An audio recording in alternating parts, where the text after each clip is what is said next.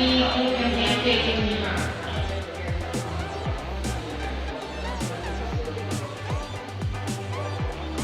Ini Pak online.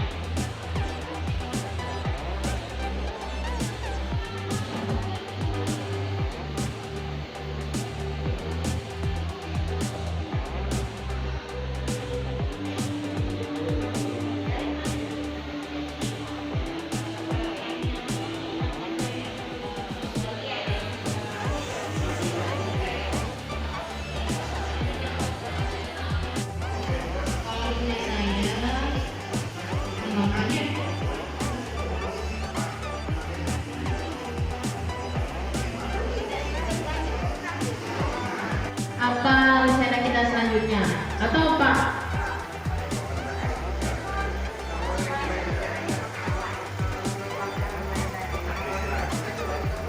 Pak online. Jadi kalau punya saya untuk online itu.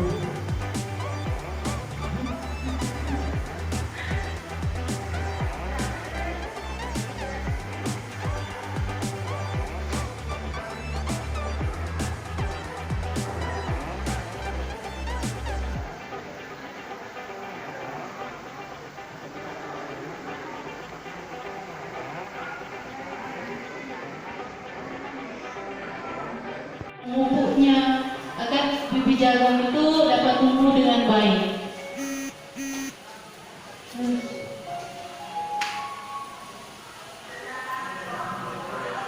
Nah kemudian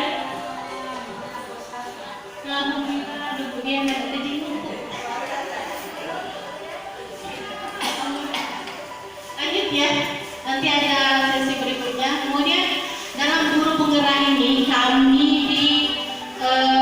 dituntut untuk berperan. Ada 5 peran ya. Pertama menjadi pemimpin pembelajaran. Jadi yang maksudnya di sini ya kita ini yang biasa kita lakukan di sekolah ya. Jadi mengajari anak, mendidik anak ya.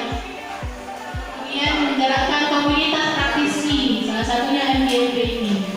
Jadi guru penggerak juga bisa. Jadi tidak menggerakkan diri sendiri, juga menggerakkan seluruh komponen pendidikan termasuk kita yang ada di MGMP ini. Kemudian menjadi coach guru lain.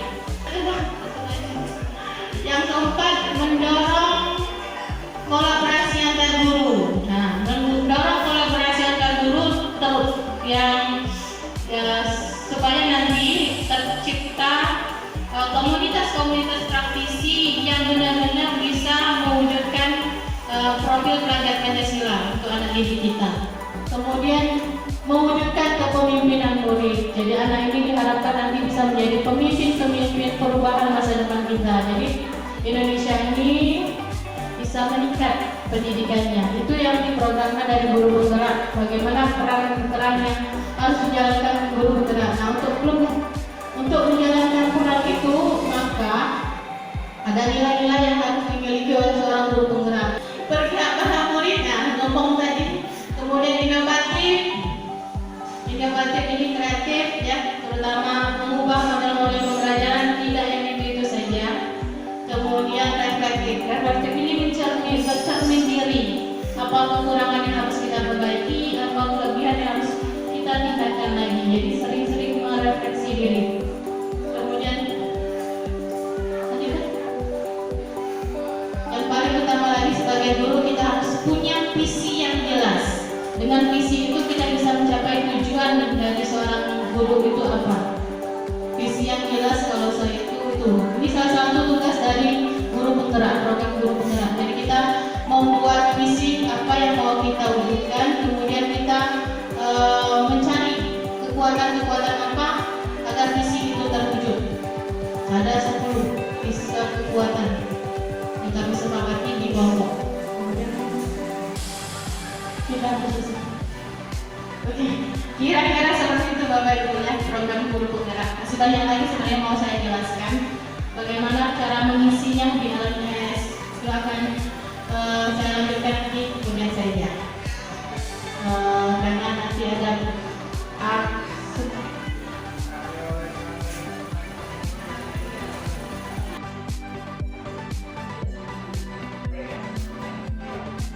Assalamualaikum warahmatullahi wabarakatuh. puji syukur kehadiran Allah SWT karena atas berkat dan rahmatnya sehingga kita masih bisa diberi kesempatan berkumpul bersama-sama di tempat ini untuk melaksanakan MGMP biologi. Nah, seperti yang sudah kita rencanakan bahwa hari ini kita akan membahas tentang budaya positif dari program guru penggerak. Oke. Sebelumnya saya jelaskan dulu apa itu guru penggerak. Guru penggerak itu merupakan episode kelima dari rangkaian kebijakan Merdeka Belajar dari Kementerian Pendidikan. Tujuan untuk menyiapkan para pemimpin pendidikan Indonesia masa depan yang mampu mendorong tumbuh kembang murid secara holistik, aktif, proaktif dalam mengembangkan guru di sekitarnya. Itu guru penggerak itu. Di guru penggerak itu familiar sekali dengan Merdeka Belajar. Merdeka Belajar menurut Kajian Dewantara itu bukan terlepas dari perintah, tetapi cakap buat meminta diri sendiri. Nah, ini yang akan kita salurkan ke anak didik kita. Kemudian ada lagi belajar Pancasila. Jadi nanti anak didik kita itu diharapkan bisa beriman dan bertakwa pada Tuhan Yang Maha Esa dan berakhlak mulia, kemudian mandiri, benar kritis, kreatif, bergotong royong dan berkebinekaan global. Nah, ini kami belajar tentang filosofi pemikiran Ki Hajar Dewantara. Jadi Ki Hajar Dewantara ini adalah bapak pendidikan. Kalau kita biasanya mengenal istilah beliau tentang Ingarso Sing Tulodo, Imadia Mangkarso, Tuturi Handayani. Ternyata KHD atau Ki Hajar Dewantara itu juga mendefinisikan bahwa peran guru itu tidak hanya mengajar tapi mendidik. Nah, ditekankan itu adalah mendidik. Mendidik itu apa? Mendidik itu memberi tuntunan terhadap segala kodrat yang dimiliki anak, agar anak mampu mencapai keselamatan dan kebahagiaan yang setinggi-tingginya, baik sebagai seorang manusia maupun sebagai anggota masyarakat. Itu yang kami pelajari, ya. Bahwa kita sebagai guru itu seperti petani atau tukang kebun, ya. Dan anak-anak kita itu sebagai bulir-bulir jagung yang ditanam. Jadi kita tidak bisa memaksa anak, misalnya kita menanam jagung harus paksa ditumbuh wortel, itu tidak bisa. Jadi kita sesuaikan dengan kodrat yang dimiliki anak. Kita sesuaikan dengan kodrat alam dan kodrat zaman. Tinggal kita mendidiknya bagaimana anak-anak didik kita itu menjadi cerdas sesuai dengan kodratnya. Jadi tidak pemaksaan. Kemudian kami belajar juga tentang peran dan nilai guru penggerak. Peran guru penggerak itu seperti menjadi pemimpin pembelajar, menggerakkan komunitas praktisi seperti MGMP ini, kemudian menjadi guru lain. Tapi coach ini belum kami pelajari, nanti di modul berikutnya. Kemudian mendorong kolaborasi antar guru dan mewujudkan kepemimpinan murid. Sedangkan nilai yang harus kami miliki yaitu mandiri, kemudian kolaboratif, berpihak pada murid, inovatif, reflektif. Nah, reflektif ini adalah selalu introspeksi diri. Itu. Kemudian kami juga harus merumuskan visi yang jelas. Sebagai guru itu apa sih visi yang harus kita capai? Kemudian kami belajar juga modul budaya positif. Ada disiplin positif. Jadi disiplin positif ini merupakan perubahan paradigma. Bila kita ingin membuat kemajuan perlahan sedikit-sedikit, ubahlah sikap atau perilaku Anda. Namun bila kita ingin memperbaiki cara utama kita, maka kita perlu mengubah kerangka acuan kita. Ubahlah bagaimana Anda melihat dunia, bagaimana Anda berpikir tentang manusia, ubahlah paradigma Anda, skema pemahaman dan penjelasan aspek-aspek tertentu tentang realitas. Di sini adalah kita itu harus bergerak dari zona nyaman kita. Jadi kalau selama ini kita datang ke sekolah hanya mengajar, kemudian ketemu sama siswa, kemudian pulang, nah itu kita rubah. Bagaimana kita meningkatkan kualitas kita, maju dari apa yang sudah kita miliki dengan berbagai cara, bisa dengan mencari secara mandiri, bisa berkolaborasi dengan rekan-rekan guru, sehingga anak murid kita itu benar-benar mendapatkan apa yang terbaik dalam diri kita. Itu yang diajarkan di budaya positif itu. Kemudian konsep disiplin dan motivasi ini diambil dari bukunya Diana Gosen yang berjudul Restructuring School Discipline. Menyatakan ada 3 alasan motivasi perilaku manusia. Jadi anak didik kita ini mereka berperilaku yang agak kurang baik. Itu ada 3 alasan yang mendasari mereka. Yang pertama, menghindari ketidaknyamanan atau hukuman. Jadi mereka itu berperilaku gara-gara menghindari hukuman. Itu banyak sekali ya. Takut dengan peraturan, takut karena dihukum. Jadi bukan berdasarkan keyakinan. Kemudian kedua, untuk mendapatkan imbalan atau penghargaan dari orang lainnya. Kalau kita cermati anak didik kita itu ada yang kategori kedua ini. Jadi dia kalau ketemu kita seperti apa ya, minta perhatian, ya. Tuh ada yang kategori kedua ini. Yang ketiga untuk menjadikan orang yang mereka inginkan dan menghargai diri sendiri dengan nilai-nilai yang mereka percaya. Nah yang ketiga ini yang kita harapkan yang tertanam pada anak didik kita. Jadi anak didik kita itu menganggap peraturan itu adalah sesuatu yang benar-benar harus tertanam dalam dirinya, merupakan keyakinan dirinya bahwa peraturan itu baik untuk dirinya. Jadi bukan karena dia takut menghukum atau campur dengan gurunya. Itu yang akan harus kita tanamkan disiplin positif pada anak itu. Kemudian ada lagi keyakinan kelas, ya. Keyakinan kelas. Keyakinan akan lebih memotivasi seorang dari dalam atau memotivasi secara intrinsik. Seseorang akan lebih tergerak dan bersemangat untuk menjalankan keyakinannya daripada hanya sekedar mengikuti serangkaian peraturan. Ini yang saya maksud tadi ya. Jadi harus yakin, kita meyakinkan anak didik kita bahwa semua peraturan itu adalah untuk kebaikan mereka. Jadi mereka menjalankannya dengan tulus dan ikhlas. Kemudian memenuhi kebutuhan dasar manusia. Jadi kalau kebutuhan dasar kita ini dikategorikan menjadi 5, yaitu kebutuhan untuk bertahan hidup, cinta dan kasih sayang, kebebasan, kesenangan, dan kekuatan atau power. Nah ini ada contoh kasus Bapak Ibu ya. Saya bacakan, mungkin nanti akan kita diskusikan. Bu Ambar itu guru wali kelas 2A, sedang bingung menghadapi ulah Doni. Doni ini sering minta bakal makan siang temannya. Nah, menghadapi itu Ibu Ambar menanyakan alasan Doni kenapa melakukan itu. Alasan pertama ya, Doni karena dia lapar dan orang tuanya tidak membawa bekal makan siang. Maka Bapak Ibu kira-kira ini alasannya apa sesuai dengan tuntutan tadi? Survival ya, atau bertahan hidup. Jadi kalau kita sudah tahu alasannya untuk bertahan hidup, nanti kita cari pemecahannya. Jangan sampai karena kebutuhan bertahan hidupnya kurang di anak ini, jangan sampai dia berperilaku yang kurang baik di kelasnya. Jadi kita dari alasannya, kita akan cari solusinya seperti apa. Kemudian kalau ditanya Doni itu ngambil bekal temannya karena dia merasa senang temannya jadi memperhatikan dia, ini masuk kategori Doni ini kesenangan. Ya, alasan kesenangan. Jadi kebutuhan dasarnya perlu kesenangan. Kemudian yang ketiga, kalau dia pengen merasa hebat karena temannya jadi takut dengan dia, berarti ini alasannya power, kebebasan atau kekuasaan atau power.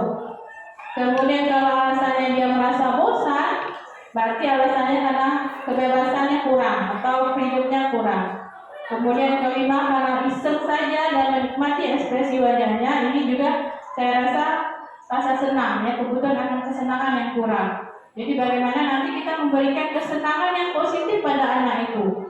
Misalnya kalau dia senangnya ngomong dia presentasi terus seperti itu. Kalau dia senangnya seni, nah bagaimana biologi itu disenikan? Aku bikin pantun dari materi biologi atau bikin lagu, itu banyak Bapak Ibu ya.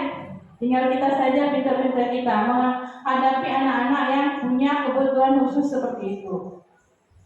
Kemudian Glaser menyatakan bahwa kapasitas untuk berubah ada dalam diri kita. Jika kita dapat mengidentifikasi kebutuhan apa yang mendorong perilaku kita, maka perubahan perilaku positif dapat dimulai dengan mencari solusi untuk memenuhi kebutuhan tertentu dengan cara yang positif daripada cara yang negatif. Kemudian ada 5 posisi kontrol. Ya, pertama penghukum, kedua membuat orang merasa bersalah, kemudian teman, monitor, dan manajer. Posisi tertinggi adalah posisi manajer. Nanti ini saya sharing ke Bapak Ibu PPT-nya ya. Bapak Ibu bisa baca sendiri. Jadi posisi tertinggi adalah seorang manajer, dan kita harus berperan sebagai manajer kepada anak didik kita. Jadi posisi manajer ini posisi dapat menjadi pribadi yang mandiri, merdeka, bertanggung jawab atas segala perilaku, sikapnya, yang pada akhirnya dapat mencipta lingkungan positif, nyaman, dan aman. Nah ini ketika kita berposisi sebagai manajer menghadapi anak yang terlambat hadir di sekolah. Manajer itu nadanya, suaranya harus tulus, bahasa tubuhnya tidak kaku, dan mendekat kepada murid. Kata-kata percakapannya bisa seperti ini. Kalau anaknya terlambat hadir di sekolah, Adi, apa kamu mengetahui jam berapa sekolah dimulai? Maka jawab, tahu Bu, jam 7. Ya, jadi kamu terlambat. Kira-kira bagaimana kamu akan memperbaiki masalah ini? Jadi kita tidak langsung menghukum anak itu. Jadi anak itu harus tahu dulu kalau mereka bersalah, dan kesalahannya itu kira-kira apa solusi dari dirinya sendiri untuk menyatakan apa mencari masalah dari kesalahan yang sudah mereka perbuat. Kemudian Adi akan menjawab, saya bisa menanyakan teman saya Pak. Jadi karena dia datang terlambat, jadi belajar terlambat juga, maka dia solusi yang dia cetuskan sendiri yaitu saya bisa menanyakan teman saya Pak untuk mengejar tugas yang tertinggal. Baik, itu bisa dilakukan. Apakah besok akan ada masalah untuk kamu agar bisa hadir tepat waktu? Nah ini kan, jadi kita menanyakan ke anaknya, kira-kira kalau kira-kira masih tidak terlambat lagi, ya. Jadi tidak menghukum kita di sini, tidak Pak. Jadi dia sadar, kita membuat anak itu sadar dengan sendirinya. Jadi mudah-mudahan nanti jawabannya, tidak Pak, saya bisa hadir tepat waktu. Baik, saya hargai usahamu untuk memperbaiki diri. Nah, bagaimana perasaan murid diperlakukan seperti itu? Jadi ini yang harus kita biasakan kepada anak didik kita. Jadi stop untuk berkata keras ya. Memang sulit Bapak Ibu. Kadang-kadang saya berusaha untuk tidak berkata keras, tapi ketika muncul situasi yang membuat kita emosi, keluar sendiri gitu. Ya, tapi kita berusaha untuk berposisi sebagai manajer, karena dari situ anak belajar untuk memperbaiki diri sendiri. Tidak kita paksa untuk memperbaiki diri. Kalau dipaksa itu yang tidak baik. Posisi manajer adalah suara guru sebaiknya tulus, tidak perlu marah, tidak perlu meninggikan suara, apalagi menunjuk-nunjuk jari ke murid, berkaca pinggang atau bersikap seolah-olah menyesal tanpa sedih sekali anak berbuat. Nah ini posisi sebagai teman ya tadi ya. Yang paling tinggi di manajer. Nah ini segitiga restitusinya. Jadi kami lakukan yang percakapan tadi itu termasuk segitiga restitusi dari disiplin positif juga ya. Nah ini segitiga restitusi. Segitiga restitusi ini maksudnya apa? Yang segitiga. Jadi dasarnya itu kita menstabilkan identitas. Menstabilkan identitas itu kata-kata yang keluar ketika kita menstabilkan identitas.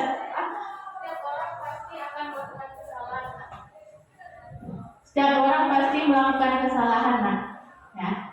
Jadi kita tidak ngatur ke kamu inilah yang paling salah, ya. Tidak seperti itu. Nah, ibu pernah salah, kamu pernah salah. Itu yang menstabilkan identitas. Atau kamu bukan satu-satunya yang pernah melakukan itu. Jadi anak itu merasa tenang meskipun dia melakukan kesalahan, karena dia merasa bukan diri dia saja yang pernah melakukan kesalahan. Jadi kita menstabilkan identitas. Kemudian baru masuk ke validitas tindakan yang salah. Kata-kata yang muncul seperti ini. Kamu tentu punya alasan mengapa melakukan itu.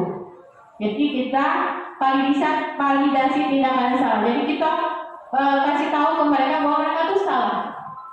Ya. Adakah cara yang lebih efektif untuk mendapatkan apa yang kamu lakukan?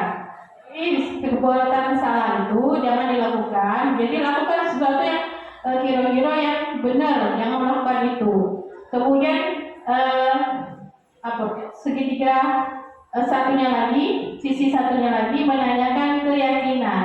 Jadi keyakinan kelas apa yang telah kita sepakati, peraturan apa yang telah kita sepakati, atau kamu ingin menjadi orang seperti apa.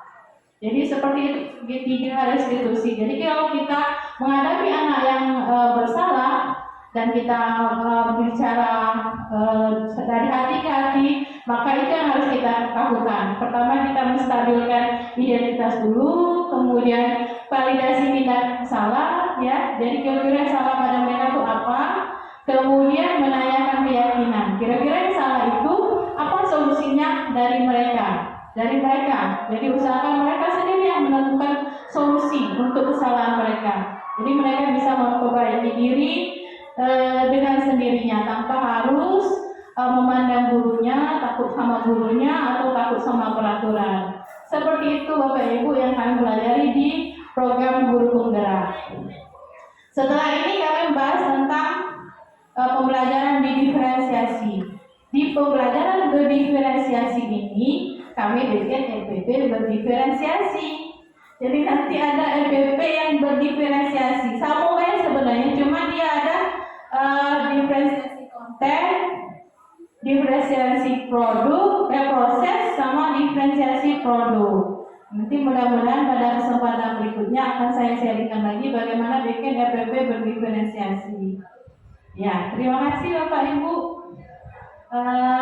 karena sudah mendengarkan materi dari saya. Selanjutnya apa yang mau kita diskusikan?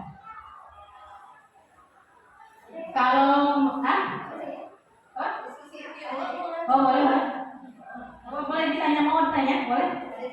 Boleh yuk. Terima kasih ya. Assalamualaikum warahmatullahi wabarakatuh. Dari penyampaian saya tadi juga ada yang mengenai disiplin positif. Tadi salah satunya kan ada posisi manajer. Posisi manajer itu tadi yang harus unggul, ada kata-kata tubuh dan lainnya. Salah satunya di sana misalnya kita harus menanamkan kesadaran diri sendiri, pembiasaan kedisiplinan sendiri kepada peserta didik. Maka ada teguran-teguran yang kita berikan pada peserta didik. Nah, proses pendisiplinan atau pembiasaan itu kira-kira beberapa kali atau dalam jangka berapa bulan yang paling baik. Karena kadang-kadang ada anak-anak tertentu yang melakukan hal-hal yang berulang. Kira-kira berapa lama atau berapa kali kita bisa memberikan waktu? Terima kasih Bu Dewi. Terima kasih Ibu Rianda atas pertanyaannya. Kira-kira ada yang bisa menjawab Bapak Ibu? Kalau menurut pengalaman saya sama seperti Bu Rianda itu, anak didik kita itu kalau dia biasanya sudah nakal, untuk dia berubah ke arah yang baik itu saro memang. Jadi itulah tugas guru tadi mendidik Bapak Ibu. Jadi kita tidak bosan-bosan sampai pegel ngomongnya, nasihatinnya sampai dia tamat. Mudah-mudahan nanti sampai ke dia ini jadi sukses ya. Jadi dari dia ketemu sama kita pertama kali sampai kita lepas dia menuju perguruan tinggi atau ke lingkungan luar, kita tidak berhenti-henti untuk memberi nasihat, memberi. Nah itu tadi tapi budaya positif ini kita belajar bahwa anak itu kalau bisa konsep disiplin itu bukan kita yang ngomongnya, bukan orang lain yang ngomongnya, tapi keluar dari hatinya.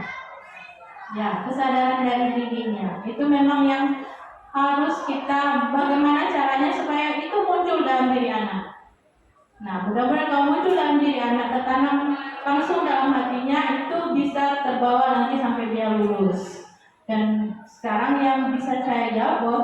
sebagai guru, tugas mendidik dan tidak bosan-bosan untuk terus memberi nasihat pada anak didik kita. Oke, seperti itu. Oke.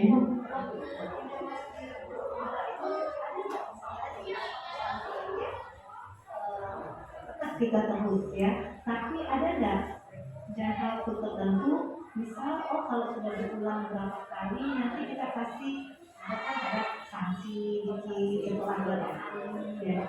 Kadang-kadang di sekolah-sekolah kan ada masih boleh kalau kan gitu lah di situ di situ kalau kami masih banyak pohon kan tambah tuh berulang-ulang ya gitu ya atau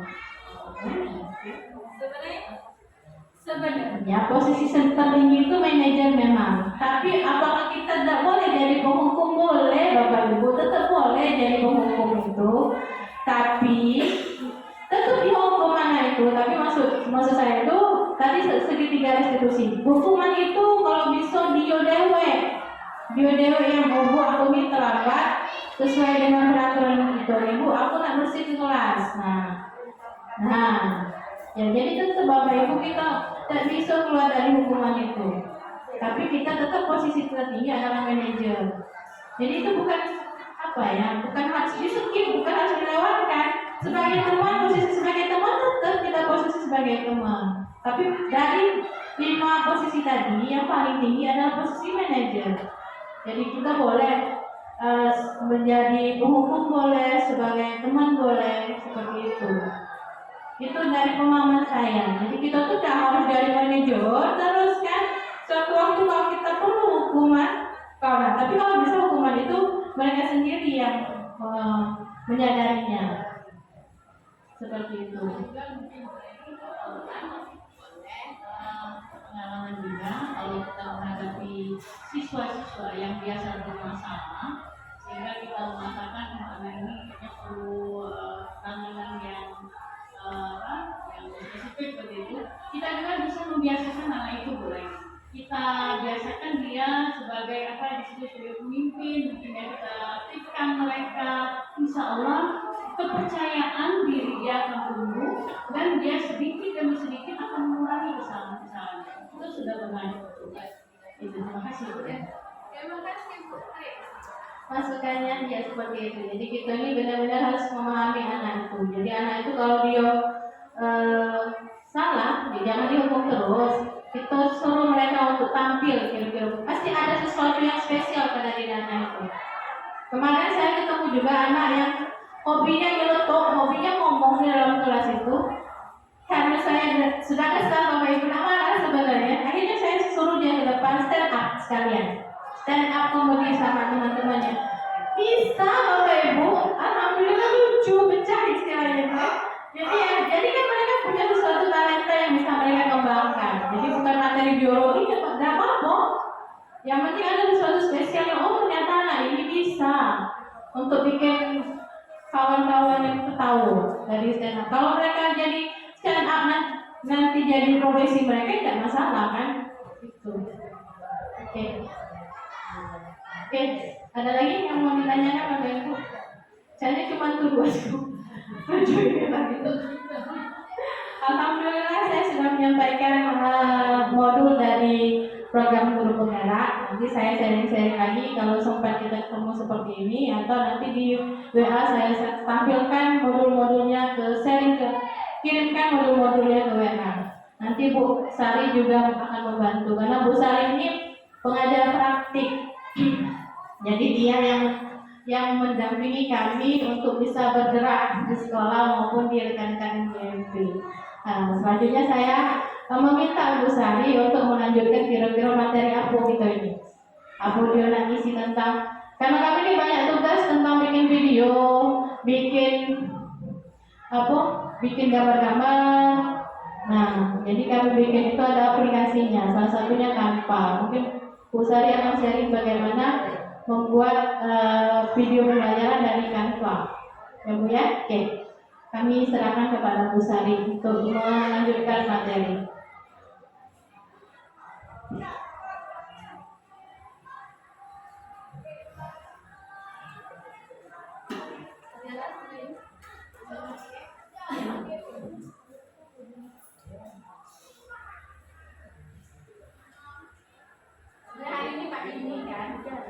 sebagai penggerak dan mengimbangi dengan tadi dia jadi kalau punya keuntungan ada tadi bagi ibu ya tidak usah sesuai dengan apa yang sudah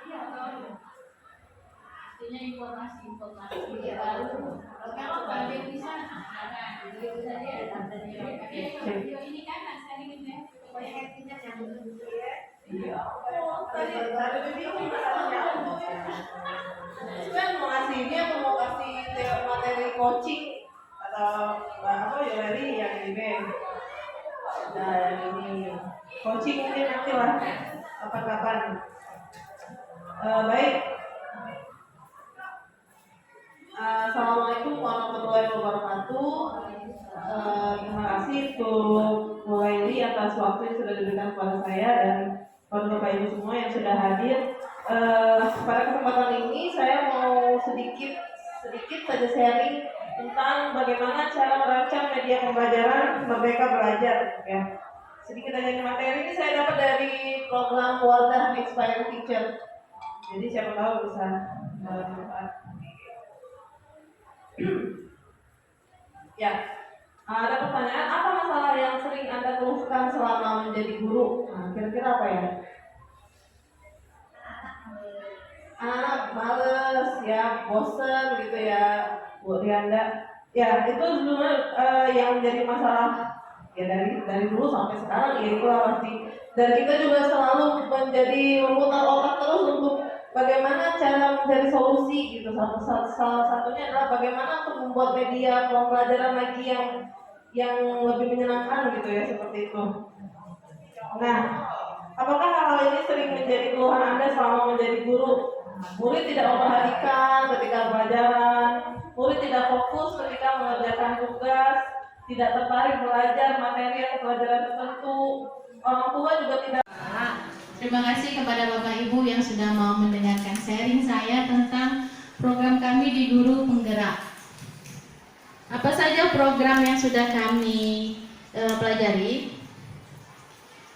Yang pertama, saya jelaskan dulu pengantarnya ya. Guru Penggerak itu merupakan FPTK kita. Jadi ada 12 episode sekarang ini. Episode pertama itu tentang asesmen.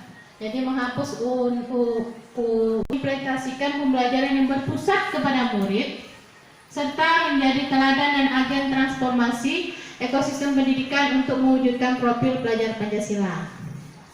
10 nantinya. Yang jelas Merdeka Belajar menurut Ki Hajar Dewantara adalah Mardika iku jawarnya, yang artinya merdeka itu artinya tidak hanya terlepas dari perintah.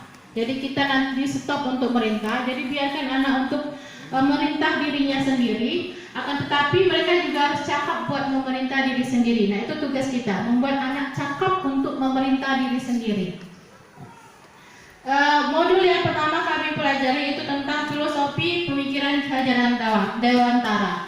Jadi kalau sudah mendengar Ki Hajar Dewantara, maka kita akan teringat dengan kata-katanya yang ingarso sing tulodo. Artinya di depan memberi teladan, di tengah-tengah memberi ide, dan di belakang memberi support atau dorongan. Itu tugas dari seorang guru, harus seperti itu.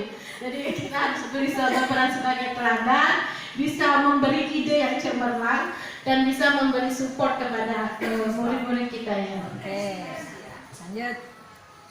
Kemudian Ki Hajar Dewantara juga menjelaskan kita itu sebagai guru tidak hanya mengajar tapi juga mendidik. Nah, mendidik ini apa? Mendidik itu memberi tuntunan terhadap segala kekuatan kodrat yang dimiliki anak.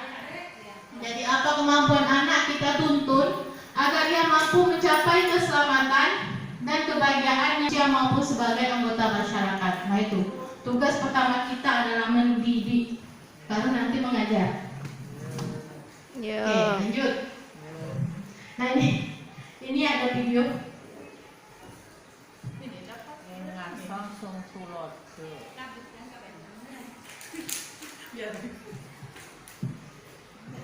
Jangan kita berharap akan tumbuh cabai. Jadi tugas kita hanya menjaga si padi itu agar tetap subur, mendapat sinar matahari yang cukup, mendapat pengairan yang cukup. Itu tugas kita sebagai guru, yaitu diibaratkan sebagai petani ya, agar hasilnya maksimal. Jadi jangan mengajarkan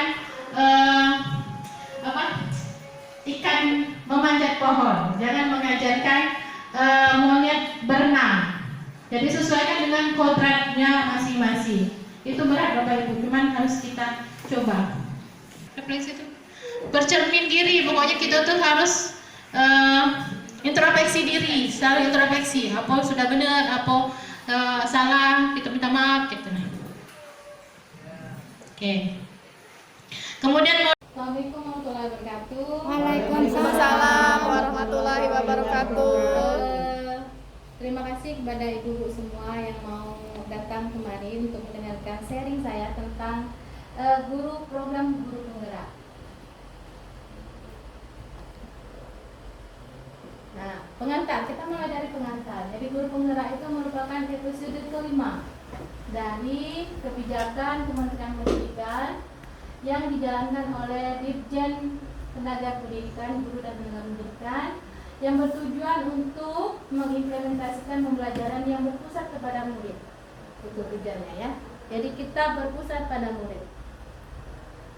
Dengan program Merdeka Belajar, tujuannya adalah agar kita bisa mewujudkan murid kita menjadi pelajar Pancasila, yaitu mandiri, kemudian kreatif, bergotong royong, bernalar kritis, berbineka global, kemudian bertakwa. Yang paling utama adalah beriman dan bertawakal kepada Tuhan Yang Maha Esa dan berakhlak mulia.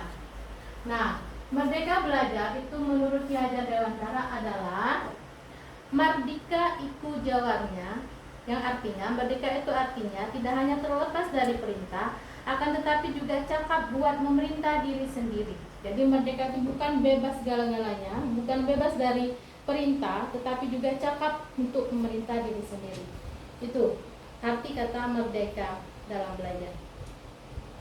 Kami belajar mulai dari pemikiran Ki Hajar Dewantara. Seperti yang kita ketahui, Ki Hajar Dewantara ini adalah bapak pendidikan ya. Jadi kata-kata yang terkenal dari Ki Hajar Dewantara adalah Ingarso sing tulodo, sing madya pamungkaso, tuturi handaya. Yang artinya di depan itu memberi teladan. Jadi kita guru harus memberi teladan, kemudian di tengah memberi ide, dan di belakang memberi support kepada peserta didik kita. Kemudian Ki Hajar Dewantara juga menjelaskan bahwa guru itu tidak hanya mengajar, tapi juga mendidik. Mendidik itu apa? Mendidik itu adalah memberi tuntunan terhadap segala kekuatan kodrat yang dimiliki anak.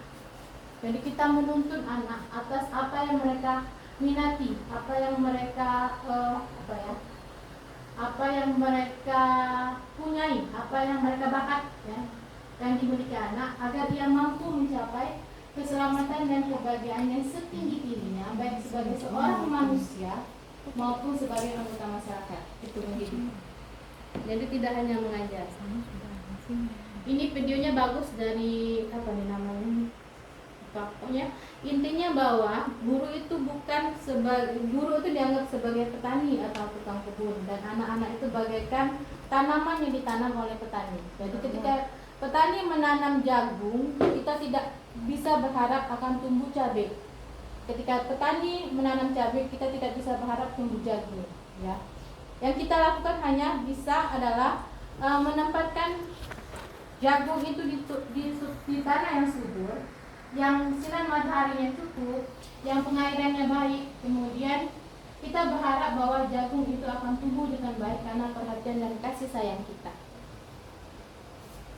Kemudian di guru penggerak kami juga belajar tentang apa sih peran dan nilai yang harus dimiliki oleh guru penggerak. Kalau peran itu pertama harus menjadi pemimpin pembelajaran. Berarti ini harus berperan di dalam kelas. Bagaimana kita bisa menjadi pemimpin ketika kita di dalam kelas. Kemudian menggerakkan komunitas praktisi seperti ini. Kemudian menjadi coach guru lain.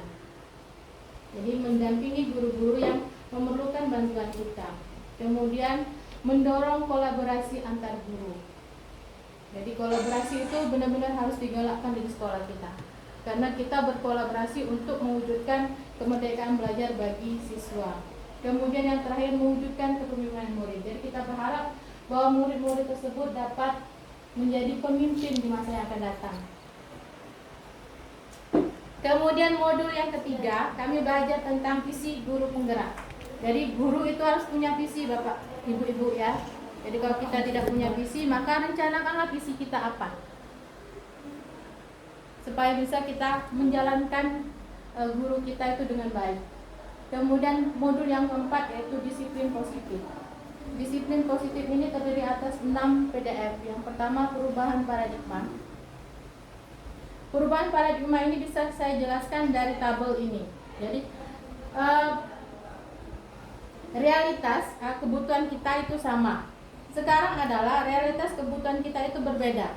Jadi kita tidak sekarang berpikir tidak menyamakan kebutuhan, tetapi kita harus mengetahui bahwa kebutuhan kita itu berbeda-beda. Kemudian semua orang yang melihat hal yang sama. Sekarang setiap orang memiliki gambaran berbeda. Kita mencoba mengubah orang agar berpandangan sama dengan kita. Kita ubah menjadi kita berubah memahami pandangan orang lain tentang dunia. Kemudian perilaku buruk dilihat sebagai suatu kesalahan. Kita ubah menjadi semua perilaku memiliki tujuan. Kemudian orang lain bisa mengontrol saya. Kita ubah menjadi hanya Anda yang bisa mengontrol diri Anda. Kemudian saya bisa mengontrol orang lain. Pemaksaan ada pada siap bujukan yang gagal. Kita ubah menjadi kolaborasi dan koneksi menciptakan pilihan-pilihan baru.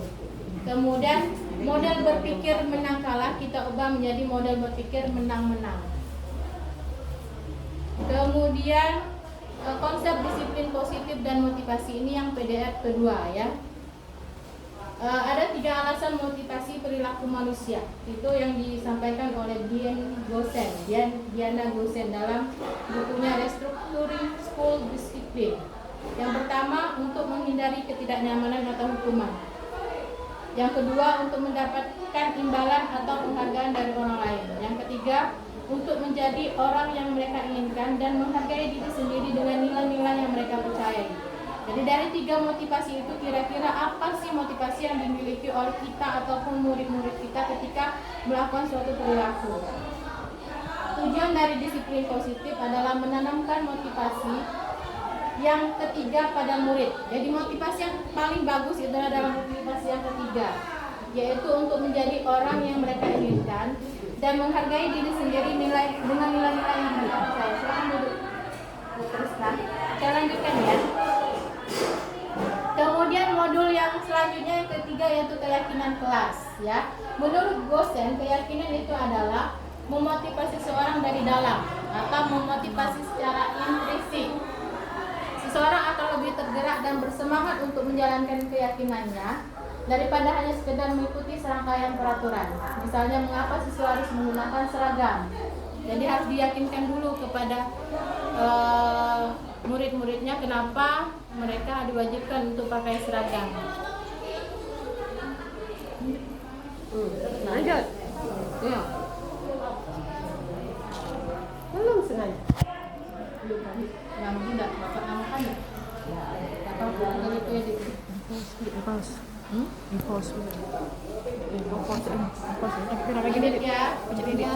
Nah, keyakinan itu berdasarkan pada pemenuhan kebutuhan dasar manusia ya. Jadi kebutuhan dasar manusia adalah seluruh tindakan manusia, yang artinya bahwa seluruh tindakan manusia itu memiliki tujuan tertentu. Ada 5 kebutuhan dasar manusia, yaitu pertama kebutuhan untuk bertahan hidup atau survival. Kemudian kebutuhan akan cinta dan kasih sayang. Kemudian kebutuhan kebebasan, kemudian kebutuhan kesenangan, dan kebutuhan akan kekuasaan atau power. Nah ini yang akan kita identifikasi dari anak didik kita yang berkelakuan buruk. Apakah dia butuh cinta, apakah dia butuh kekuasaan, apa dia butuh bertahan hidup, apa butuh kesenangan ya.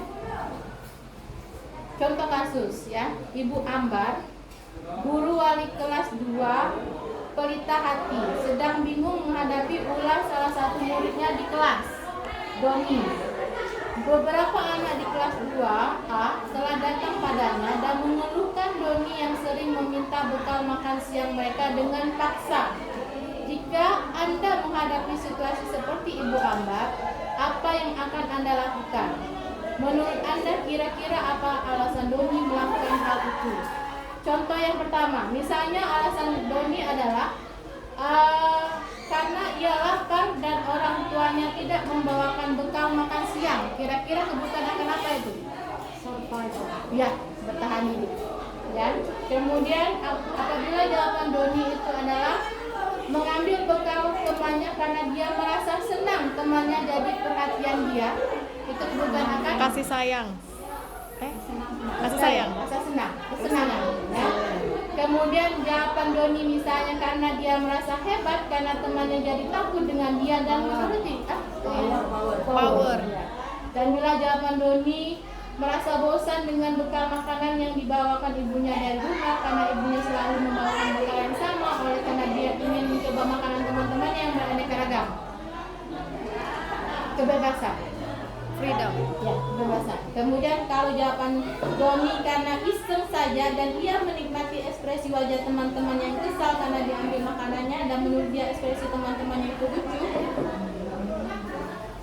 Fun. Ya, kesenangan juga ya. Yuk, jadi kalau kita sudah tahu kebutuhannya, Bu, kita bisa alihkan kebutuhan itu dengan hal yang positif. Jangan ganggu temennya. Kalau dia butuh kasih sayang, juga kasih sayang. Kalau dia survival, kita belikan makanan. Nah, kita belikan makanan. Jod duit. Jadi diidentifikasi perilaku anak itu ada tujuannya semua. Nah, bagaimana kita mengetahui tujuan anak itu yang kita harus deketi anaknya. Kemudian Dreiser menyatakan bahwa kapasitas untuk berubah ada di dalam diri kita.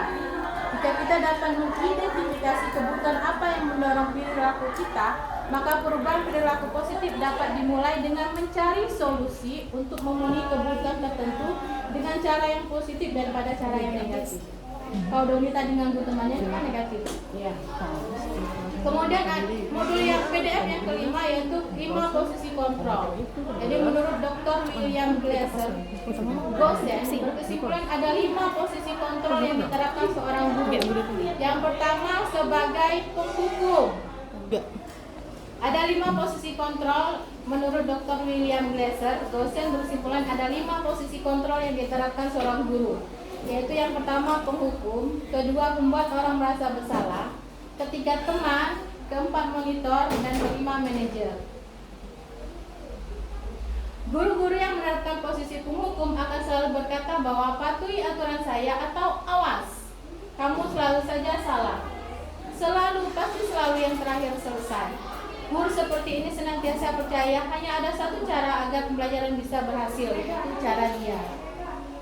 Kemudian membuat orang merasa bersalah, akan menggunakan keheningan yang membuat orang lain merasa tidak nyaman. Misalnya, ibu sangat kecewa sekali dengan kamu. Beberapa kali bapak harus memberitahu kamu ya. Gimana coba kalau orang tua kamu tahu kamu berbuat begini? Di posisi ini, murid akan memiliki penilaian diri yang buruk tentang diri mereka. Murid merasa tidak berharga dan telah mengecewakan orang-orang yang disayangnya. Kemudian posisi yang selanjutnya itu guru di posisi teman, menggunakan hubungan baik dan humor untuk mempengaruhi seorang. Mereka akan berkata, ayo bantulah demi bapak ya. Ayo, ingat tidak bantuan bapak selama ini. Ya sudah, kali ini tidak apa-apa, nanti ibu bantu bereskan. Hal negatif dari posisi teman adalah bila suatu saat guru tersebut tidak membantu, maka murid akan kecewa dan berkata, saya pikir bapak itu teman saya. Murid merasa dikecewakan dan tidak mau lagi berusaha. Hal lain yang mungkin timbul adalah murid hanya akan bertindak untuk guru tertentu dan tidak untuk guru lainnya. Murid akan tergantung pada guru tersebut. Kemudian posisi selanjutnya adalah posisi pemantau. Berdasarkan pada peraturan dan konsekuensi, dengan menggunakan sanksi dan konsekuensi, kita dapat memisahkan hubungan pribadi kita dengan murid.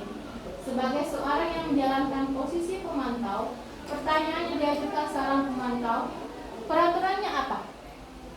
Apa yang telah kamu lakukan? Sanksi atau konsekuensi apa? Seorang pemantau hanya sangat mengandalkan perhitungan, catatan, dan data yang dapat digunakan sebagai bukti atas perilaku seorang. Jadi posisi pemantau itu berdasarkan data. Yang terakhir adalah posisi seorang manajer. Seorang manajer akan berkata seperti ini, apa yang kita yakinkan? Kembali ke keyakinan kelas. Apa kamu meyakininya? Jika kamu meyakininya, apakah kamu bersedia memperbaikinya? Jika kamu memperbaiki ini, hal ini menunjukkan apa tentang dirimu?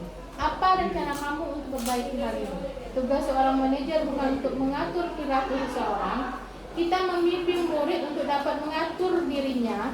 Seorang manajer bukannya memisahkan murid dari kelompoknya, tetapi mengembalikan murid tersebut ke kelompoknya dengan lebih baik dan kuat. Seperti itu.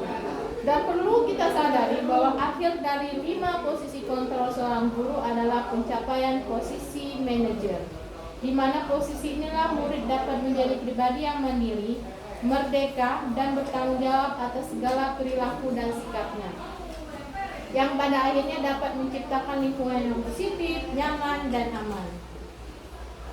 Contoh kasus, Adi terlambat hadir ke sekolah. Manajer, nada suara tulus, bahasa tubuh tidak kaku, mendekatkan kepada murid. Kata-kata yang seorang guru yang posisi sebagai manajer yang pertama adalah, Adi, apakah kamu mengetahui jam berapa sekolah dimulai? Adi akan menjawab, tahu Pak, jam 7. Ya, jadi kamu terlambat. Kira-kira bagaimana kamu akan memperbaiki masa ini? Saya bisa menanyakan teman saya, Pak, untuk mengerjakan tugas yang tertinggal. Baik, itu bisa dilakukan. Apakah besok akan ada masalah untuk kamu agar bisa hadir tepat waktu ke sekolah? Tidak, Pak, saya bisa hadir tepat waktu.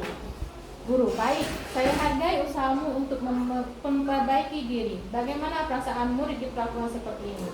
Dia pasti akan senang karena dia diposisikan sebagai orang yang bisa mencari solusi atas apa yang telah mereka lakukan.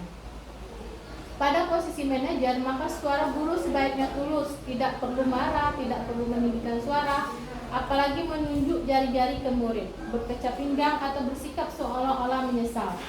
Tampak sedih sekali akan perbuatan murid ataupun bersenda gurau menempatkan diri sebagai teman murid. Fokus adalah pada murid, bukan untuk membahagiakan guru atau orang tua. Murid sudah mengetahui adanya suatu masalah dan sesuatu perlu terjadi bila guru mengambil posisi pemantau. Guru akan melihat apa saksi, apa peraturannya. Namun pada posisi manajer, guru akan mengembalikan tanggung jawab pada murid untuk mencari jalan keluar permasalahannya, tentu dengan bimbingan guru. Kemudian yang terakhir, PDF yang ke-6, segitiga restitusi. Apa restitusi itu? Restitusi adalah proses menciptakan kondisi bagi murid untuk memperbaiki kesalahan mereka, sehingga mereka bisa kembali pada kelompok mereka dengan karakter yang lebih kuat. Restitusi juga adalah proses kolaborasi yang mengajarkan murid untuk mencari solusi untuk masalah dan membantu murid berpikir tentang orang seperti apa yang mereka inginkan dan bagaimana mereka harus memperlakukan orang lain. Itu adalah restitusi. Jadi ketika ibu-ibu menghadapkan anak yang bermasalah ke kita, itu namanya restitusi. Dan cara-cara restitusi seperti inilah yang diajarkan dalam program guru penggerak. Ciri-ciri restitusi, yang pertama, restitusi bukan untuk menebus kesalahan, namun untuk belajar dari kesalahan. Yang kedua, restitusi memperbaiki hubungan. Proses ini menciptakan kondisi yang aman bagi murid untuk menjadi jujur pada diri mereka sendiri dan mengevaluasi dampak dari tindakan mereka pada orang lain. Ketika proses pemulihan dan evaluasi diri telah selesai, mereka bisa mulai berpikir tentang apa yang bisa dilakukan untuk menembus kesalahan mereka pada orang yang menjadi korban. Kemudian restitusi adalah tawaran, bukan paksaan. Kemudian restitusi menuntun untuk melihat ke dalam diri. Restitusi mencari kebutuhan dasar yang mendasari tindakan. Jadi ada 5 kebutuhan tadi ya. Kemudian restitusi diri adalah cara yang paling baik.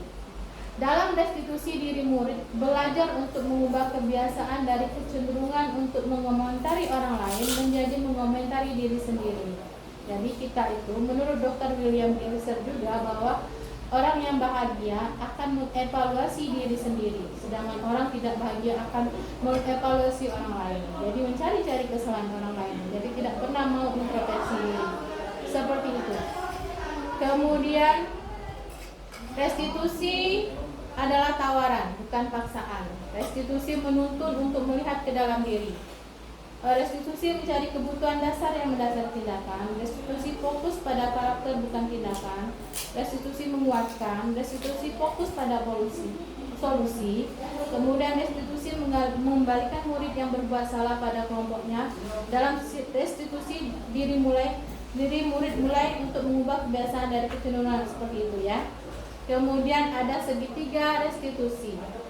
Segitiga restitusi ini ada 3 tahap. Yang pertama, menstabilkan identitas. Kata-kata ketika kita menstabilkan identitas adalah setiap orang pasti pernah melakukan kesalahan. Nah, kamu bukan satu-satunya yang pernah melakukan kesalahan. Itu ketika kita menstabilkan identitas. Kemudian kalau tahap kedua, validasi tindakan yang salah. Kata-kata yang keluar dari guru adalah kamu tentu punya alasan mengapa melakukan ini, atau adakah cara yang lebih efektif untuk mendapatkan apa yang kamu butuhkan. Kemudian tahap ketiga dari segitiga restitusi adalah menanyakan keyakinan. Kata-kata guru yang keluar adalah keyakinan kelas apa yang telah kita sepakati. Nah, kamu ingin menjadi orang yang seperti apa. Demikian, sekian dan terima kasih. Jika ada yang mau ditambahkan atau mau memberikan masukan, silakan ibu-ibu boleh memberikan masukan kepada saya. Untuk sekarang saya akhiri. Sekian, atas perhatiannya terima kasih. Wassalamualaikum warahmatullahi wabarakatuh. Waalaikumsalam warahmatullahi wabarakatuh. Berapa menit?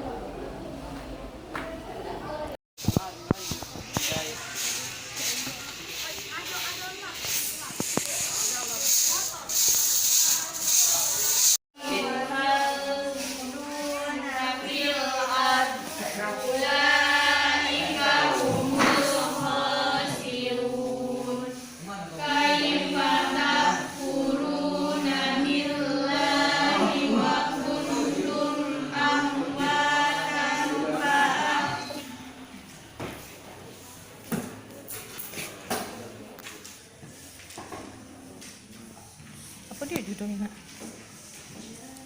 Matematika itu. Tapi novel, itu cerita. Olimpiade. Oh.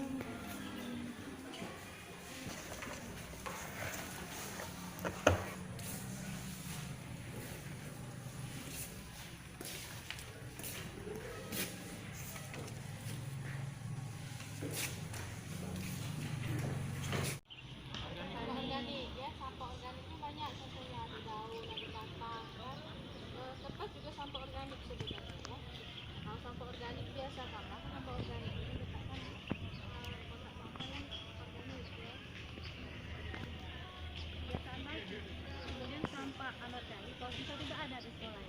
Kalaupun ada, harus dibuang di tempat yang anorganik. Kemudian sampah anorganik ini bisa kita daur ulang ya, misalnya itu apa ini? Buat kerajinan. Kerajinan apa udah ada plastik? Kerajinan bisa ya, kalau kalian keras kemudian kotak pensil di meja kan?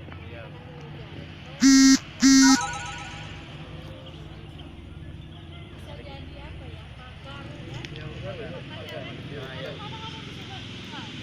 Ada bisa buat rumah ya? Ada yang bisa buat rumah.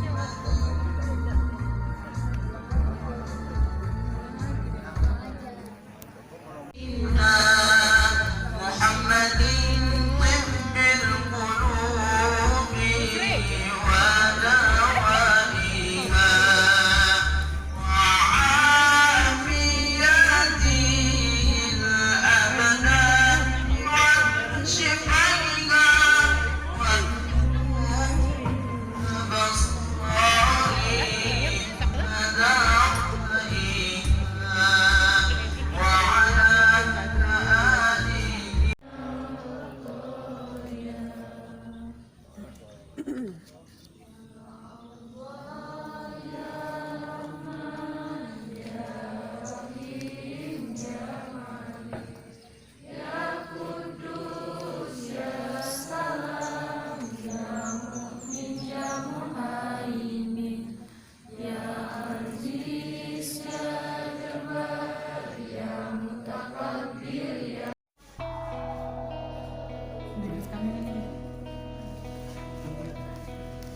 ke depan. Ya, saya sudah membaca dan paham. Daftar. Yes. Sudah. Ini saja tanggal hari seterusnya. Kameranya ibu belajar. Ibu belajar. Terus, nah, semangat belajar, semangat dulu ya. Semangat dulu. Nah,